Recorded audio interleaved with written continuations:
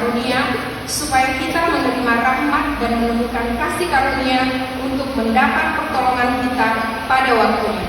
Untuk saat ini izinkan saya untuk menyapa adik-adik Adventure supaya lebih semangat lagi. Adventure, walking with Jesus. Ya, walking with Jesus artinya berjalan bersama Yesus. Dari hari pertama sampai dengan hari yang terakhir ini, banyak tokoh Alkitab yang sudah kita jadikan inspirasi, bahkan menjadi pedoman hidup kita. Contohnya di hari pertama ada Daniel yang mengajarkan kita untuk tetap senantiasa berdoa. Yang kedua Yusuf yang walaupun saudara-saudaranya merasa cemburu dengan dia, tapi dia tetap teguh kepada Tuhan. Begitu juga dengan Geo Pungse yang tadinya sama sekali tidak mengerti akan firman Tuhan, bahkan tidak tahu membaca, tapi Tuhan berikan dia kemampuan untuk menjangkau banyak jiwa di daerahnya. Begitu juga dengan hari yang keempat, tokohnya adalah Abraham. Kita tahu sendiri Abraham adalah bapak orang percaya. Dan yang kelima adalah Musa. Kita tahu sendiri Musa bukanlah orang hebat, dia hanya seorang pengembala, tapi Tuhan pilih dia untuk membawa bangsa Israel ke tanah Kanaan. Begitu juga dengan Henok. Henok adalah manusia yang terangkat ke surga oleh karena iman dan percaya dia, karena dia memiliki hubungan yang baik dengan Allah. Begitu juga untuk cerita yang terakhir ini, kita tentu tahu kenapa minggu sembahyang ini, pekan doa daripada Adventure ini memberikan contoh-contoh tentang tokoh-tokoh Alkitab, khususnya di hari terakhir ini tentang Petrus. Kita tahu sendiri Petrus bukanlah orang yang sempurna, tapi Tuhan memilih dia. Berapa banyak dari kita yang telah memiliki sahabat? Seseorang yang selalu memastikan untuk berjalan bersama Anda, mungkin berjalan ke dalam gereja, di sekolah sahabat, atau ke taman bermain. Ia bisa jadi adalah saudara perempuan kita, ataupun saudara laki-laki kita, ataupun sepupu. Teman yang kita minta agar orang tua kita selalu memberikan makanan ringan ekstra. Misalnya seperti saya punya anak yang paling kecil, Darren. Saya tidak tahu kenapa dia begitu terkesan bersahabat dengan Yosef. Kemanapun dia melangkah selalu mengingat Yosef. Apapun nanti saya beli, mak belilah sekalian untuk Yosef katanya. Sampai saya terkadang berkata dalam hati, wah, sampai segini kali persahabatan anakku ini ya. Sampai apapun yang ku beli harus disaring mau dibalas dengan mau. Begitulah kira-kira.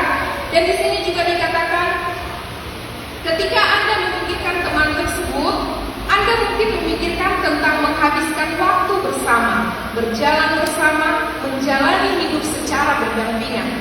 Tetapi bahkan dengan sahabat Anda, apakah kita pernah berbuat salah? Atau mungkin kita mengatakan sesuatu yang tidak dapat kita tarik kembali, membuat pilihan yang mungkin sering kita sesali? Atau itulah yang pasti terjadi pada salah satu sahabat Yesus. Kita tahu siapa sahabat Yesus tersebut, yaitu Petrus. Petrus bukanlah orang yang sempurna. Ia berjalan bersama Yesus kurang lebih 3 tahun kebersamaan mereka. Dan hampir setiap hari mereka selalu bersama-sama. Ia mendengarkan Yesus mengajar, ia menyaksikan Yesus menyembuhkan orang-orang. Ia sangat mengenal suara Yesus sehingga ia dapat mengenalinya melintasi lautan yang dilanda badai. Orang satu-satunya yang bisa berjalan di atas air oleh karena kepercayaannya kepada Tuhan adalah Petrus. Tapi dia merasa ragu dan akhirnya tenggelam, tapi Yesus tidak membiarkan dia tenggelam. Yesus mengulurkan tangan untuk membantu dia kembali naik ke permukaan. Ketika Yesus bertanya, menurut kamu, siapakah aku ini? Ia dengan berani menjawab, engkau adalah Mesias, anak Allah yang hidup. Yaitu tadi Petrus, sahabat Yesus. Meskipun Petrus berjalan sangat dekat dengan Yesus, ia masih jauh dikatakan dari kata sempurna. Kenapa? Karena Petrus pun masih banyak melakukan kesalahan. Sama persis seperti kita, mungkin di setiap keseharian kita melakukan segala aktivitas kita masih banyak memiliki dosa-dosa kesayangan yang kita anggap nggak apa-apa Tuhan, nanti Tuhan ampuni kok. Tapi sebenarnya kita harus beranikan diri untuk beranjak dari hal-hal yang kurang baik dalam kehidupan kita tersebut. Di sini juga dikatakan salah satu contoh dari ketidaksempurnaan Petrus. Ketika Yesus menyuruh Petrus untuk berdoa, malahan dia tidur.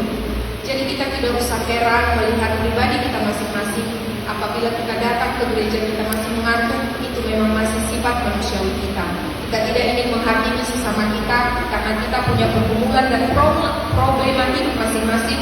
Untuk itu mari kita tetap berserah diri kepada Tuhan, supaya setiap langkah kaki kita, cara kita berbicara, cara kita memperlakukan saudara-saudara kita layak di hadapan Tuhan. Dan yang berikutnya, Petrus juga sering bertindak gegabah.